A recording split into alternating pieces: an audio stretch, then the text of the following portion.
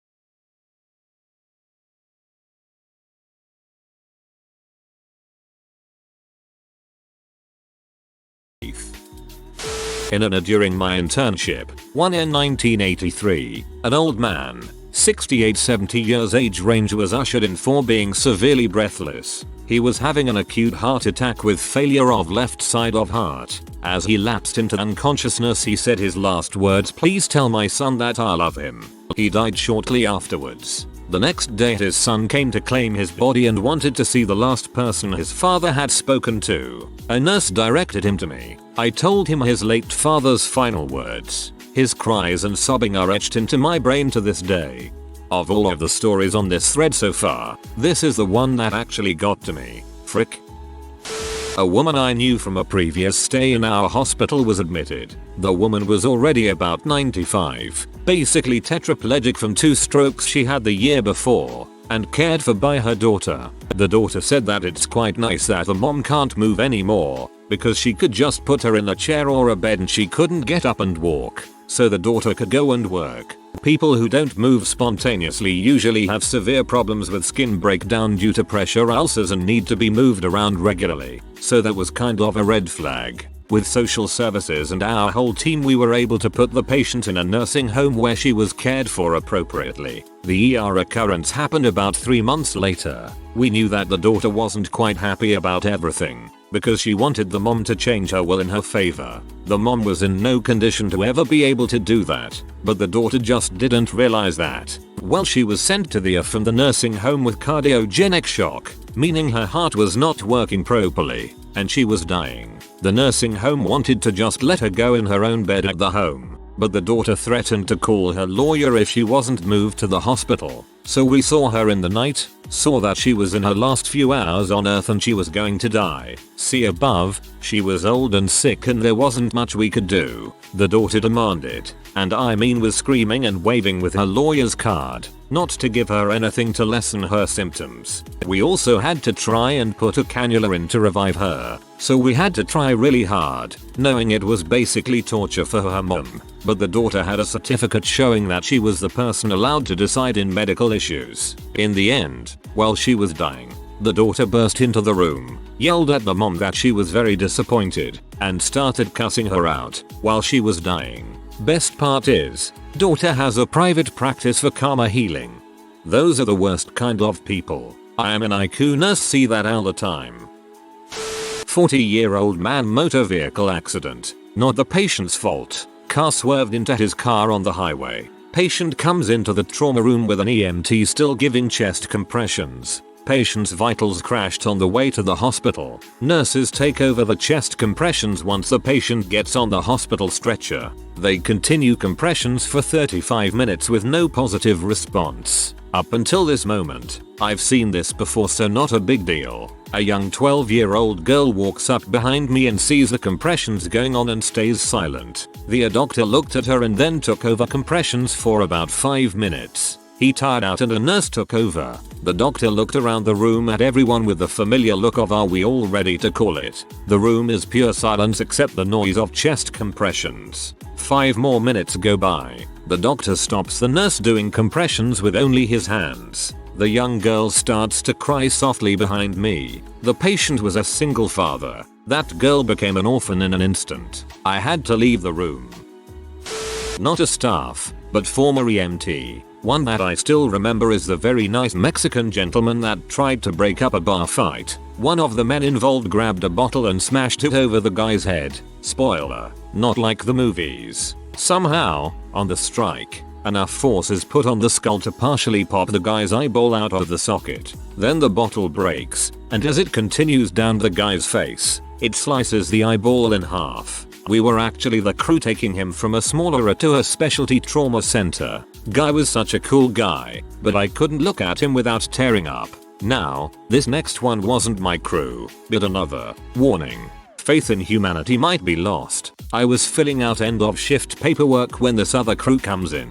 One old timer, one new kid. New kid looks like he's gonna puke. So I listen to the story about their last call. They had been dispatched to a county jail for abdominal trauma. When they get there, they find a patient with about 3 feet of intestine hanging out of his abdomen. What had happened was this guy had a colostomy bag. However, he would rent out that hole for other inmates to use. So another inmate had been having sex with his stomach, got caught on something, and when he pulled out, a large amount of intestine came with it. If that's not enough, when they were taking him to the hospital, oddly enough, this isn't really a life-threatening injury. He was joking with the crew, but when they asked him why he wasn't more worried, he said it wasn't the first time it had happened.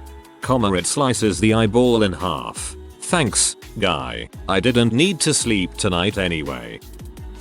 I have two. One sad, one funny. Funny first. I was working in an as a patient registrar late one evening when a woman brought 2 young boys in. The boys had been having a sleepover and at some point started playing with model planes. They were having mock dog fights, essentially chasing each other with motorized mini planes. One plane dove a boy and hit him in the groin. When he got to us he was holding a towel to his groin and not really saying much of anything. Mom of non-injured boy called mom of injured boy to let her know that her child was in the ER and so our doctor could get permission to treat. Injured boy was taken to an exam room and injury was observed. It was a small cut to the base of his penis from the propeller of the toy plane. The boy still hasn't said much and by now his mom is at the ER. Doc and a nurse walk in the room to numb and stitch. Next thing the entire hears is a high-pitched voice yell out, "Mothefka, that fucking hurts." There is a brief moment of shocked silence then peals of laughter from the entire department. Mom gave him a pass on the language. Sad one. I was working overnight as a CNA on a progressive care unit in a largish hospital. We had an elderly female patient transferred to us from the ICU, originally admitted for pneumonia. PT was a DNR and actively dying, so we tried to reach her family for 5 hours before we got a hold of her only child. We told them what was going on with their mother, to which they replied that they couldn't make it back to be with her as they were on vacation 4 hours away and didn't want to lose their deposit on the house they were letting for the week. As a unit we were so mad that we took shifts sitting with this woman. We put on some big band era music that a nursing home told us she loved, and between 2 CNAs, 3 RNs, and a hospitalist we sat with her in 30 minutes shifts until day shift arrived. Day shift carried on until she passed at 11 AM. Her family never showed up. I'm glad there are people like you. A call one night when I was a medical student. Chief complaint was penile pain. Guy's mid-40s. Seems otherwise normal. No obvious past medical or surgical history. Ask him about when it started and he tells me that it's been hurting ever since he cracked it that morning. I'm assuming I misheard or that he misspoke, so I ask for clarification. He proceeds to explain that, ever since he was a teenager, he started waking up with morning wood. So he would crack his penis to make it go away so he could get on with his day. He demonstrates cracking by placing his 2 closed hands together on top of each other, then quickly bending the top 190 degrees. He's completely lost as to why it still hurts today, when it's been 30 years and the pain always went away by mid-morning before. That poor penis looked like a gnarled root. Jesus Christ, it's not a glow stick. Worked at a hospital for 3 years. One day, a man decided to suicide by jumping from the 2nd floor inside of the hospital. He fell flat on his back head, right behind me in the main hall. Lots of people were sitting walking there. I remember the sounds. First, some yelling from people who saw him jump. then sounds like snapping multiple twigs of all sizes at the same time and a loud thump when he landed. His back was shattered. His skull was cracked open at the back with tissue coming out. Blood from his nose, eyes, mouth. The least gruesome thing was his left arm bent backwards with bone almost piercing through his skin. But of all that, the most disturbing part was that he seemed conscious for a good 20-30 seconds. He was wheezing quickly and had his eyes half open. Yay, who jumps off the second floor to kill themselves? I would be very worried I would live through that. Not completely terrible, but I was this person once. I spilled a pot of boiling water down my left side while cooking and went into shock. My girlfriend threw me in a cold shower and I remember pulling sheets of skin fat off myself. I kinda came to a bit more and got in some PJs and took a lift to the hospital. When I showed up it was a super slow night. When they asked me what I'm here for I just lifted my shirt and the front desk lady just shouted, "Oh my god." She hit a button and nurses ran in and put me on a gurney. The weirdest part was the no pain. Until the day after. 3 months of absolute heck. 2nd degree burns on 30% of my body. Luckily my junk was fine. I've told these stories before, but I like to tell them. My cousin is a nurse and she's got lots of stories. 2 of them really affected her. 1. A young guy was diagnosed with stage 4 pancreatic cancer and his case was so advanced that there was absolutely nothing that could be done for him. When they broke the news to him, he started screaming and crying and throwing a tantrum, begging the doctors to not let him die and saying he's got a wife and 3 kids with 2 more on the way and can't leave them. The doctors had no idea what to say to him. Yes, he ended up dying. 2. A little boy was hit by a car and had a massive bleed in his brain. There was nothing that could be done for him, so they had to break the news to his mother that he was going to die. The doctor entered the waiting room and saw the mom surrounded by a couple of other kids nonchalantly reading a magazine. When the doctor told her the news, she just said thank God, one less mouth to feed, then went back to her magazine. That got a call to CPS. That second story is the saddest in this thread, and the one that made me the most angry. That poor boy. 10-year-old boy shot in the head with a high-powered BB gun by his cousin. Came in fully alert, talking, normal mental state, just a tiny BB hole between the eyebrows. By the time he got back from CT his words were slurring and he was a little confused. By the time neurosurgery called back his eyes were pointing in 2 different directions. By the time he was going up to the OR, he was starting to posture, abnormal body positioning due to primitive brain reflexes taking over when higher function shuts down. This was all over the course of about 20-30 minutes. The CT showed the BB went straight into the skull and pretty much just ricocheted all over the place. Scrambled his egg. The cousin, 13, admitted they were playing and he shot him executioner style, gun to the head, because he didn't think it was strong enough to do any damage. As far as I know the kid lived, but of course he's never gonna be the same. Holy crap dude, can't imagine how you felt when you saw his eyes and posture.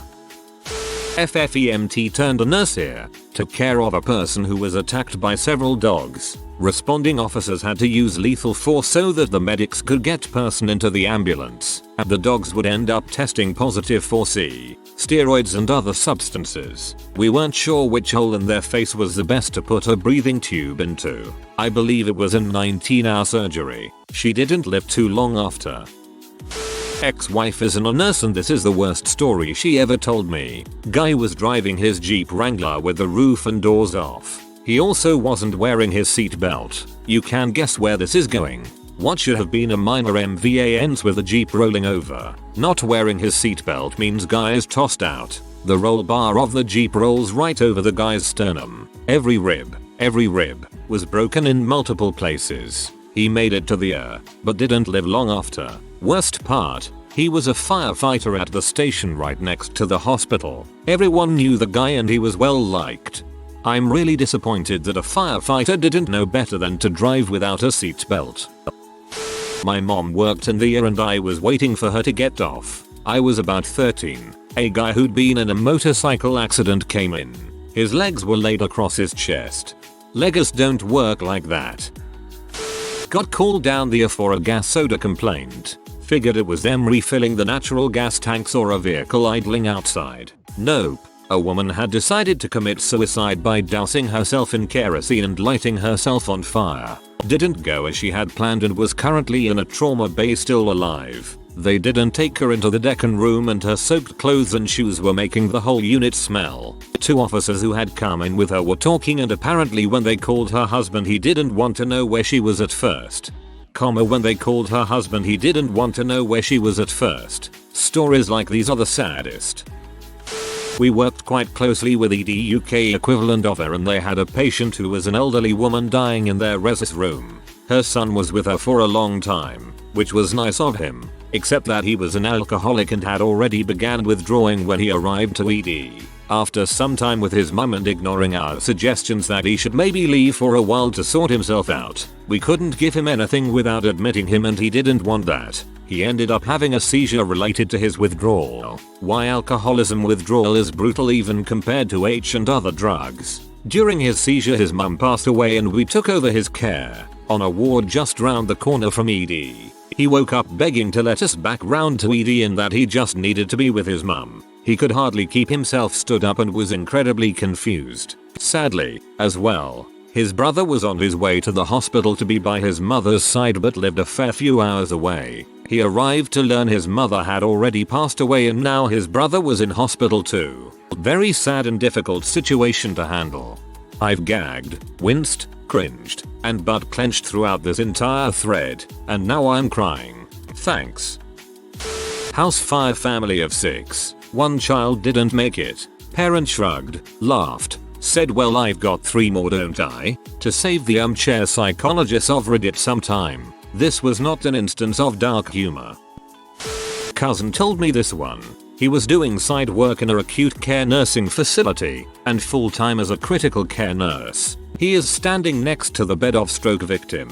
The guy is twisted into a knot and suffering every moment of every day. There is no going back. My cousin says to his wife, look, this is as good as it gets. We can keep him alive for a long time, but every day will be a day of suffering. Maybe it is time to let him go. Her reply, frick him.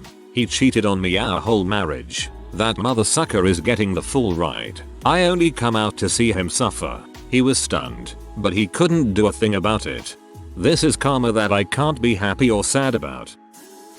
This isn't as wild as the other stories on here, but it still messed me up. In high school I volunteered in the emergency room at our county hospital. I was cool with a lot of the staff so after I got done with the boring supply restocking the nurses would let me shadow them and occasionally assist them. One day I was doing my thing when a nurse came over and asked if I wanted to see something cool. When I walked into the room, there's a guy with a chunk of his skull missing. You could see right into his head. Being 16 at the time, I freaked out and sat in my car for an hour. Had nightmares for a week. In the early 80s I was a night shift orderly in a small hospital when an ambulance came in with 2 drowning victims. They were in a SUV that had rolled into the water and they were unable to escape.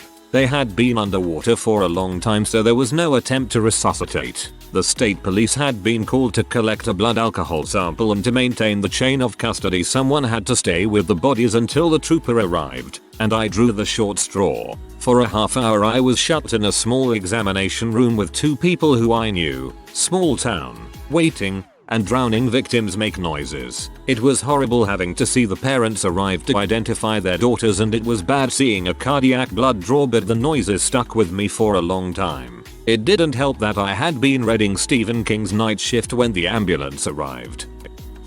Seeing and smelling a woman vomit feces because she was so backed up it was coming out the wrong end. The smell of ktiff is right up there also. God, how long does it even take for that to happen? I haven't had a crap in a week but who cares. Throwaway. A couple years ago, a little boy was hit by a car in a hit and run. His older sister was apparently babysitting him and took her eyes off him for 1 second, and he ran out into the street. It happened too fast for the sister to get him. The boy ended up dying. The next day, the sister was rushed to the hospital. Their parents were so stricken with grief and blamed her, so they beat her so badly that she needed surgery. For reasons I don't know, she was later returned to their custody.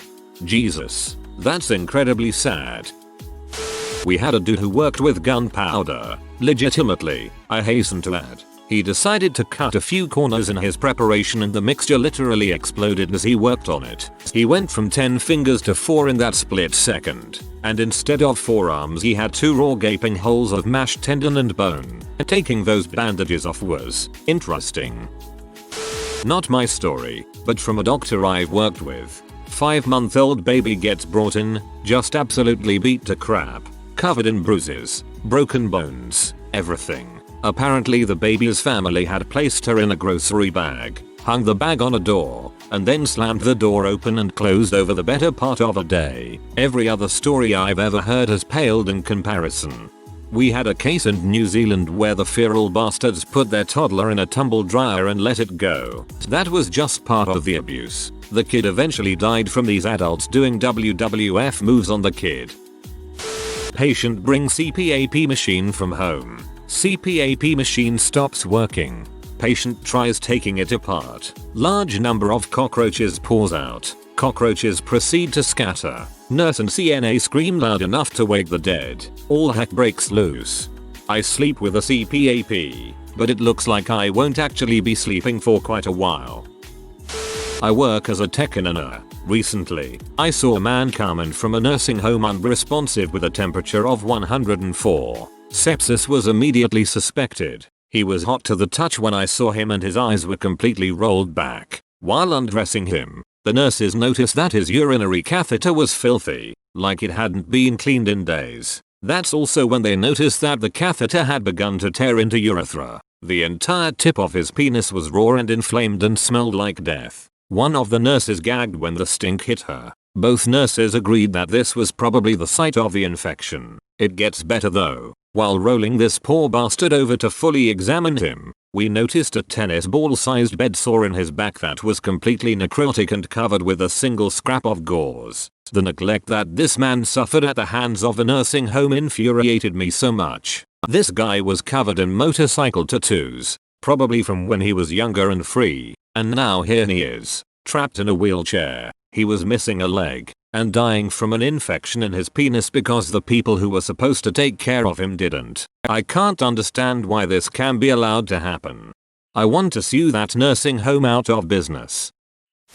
My partner isn't a nurse, so I asked her. She said an older lady came in one day and said that she couldn't get a cork out of her vagina. They asked how it got up there and she said when she shaved she puts a cork in to stop the shaving cream from getting in, but this time it wouldn't come back out. Said she had been doing it for years. Another patient came in with 3 guards and in a prison uniform. She had shoved a pen in her urethra. Another one was a guy who had a severe allergic reaction to hair removal cream on his balls and junk, and the skin was so burnt there were blisters on his nuts and they were very swollen.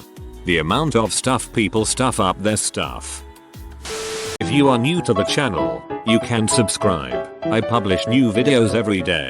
Until then, check another video.